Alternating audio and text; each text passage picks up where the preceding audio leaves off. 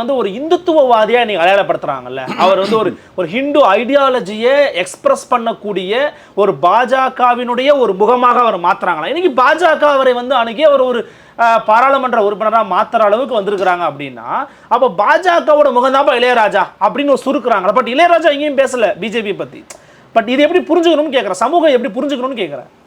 ஏன்னா இப்போ அவரை நான் ஒரு பதவியேற்பு இதில் கூட பார்த்தேன், பாராளுமன்ற எம்பி பதவின்னு நினைக்கிறேன்.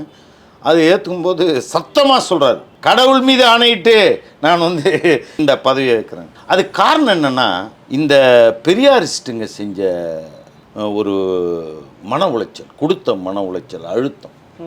அதாவது இவனுங்களுக்கும் முதல்ல இந்த பெரியாரிஸ்ட்டுன்னு பேசுகிறவனுங்களுக்கும் பெரியாருக்கும் எந்த சம்மந்தமும் கிடையாது. என்ன இப்படி சொல்கிறீங்க? 100% என்னால் அதை நிரூபிக்க முடியும். சரி.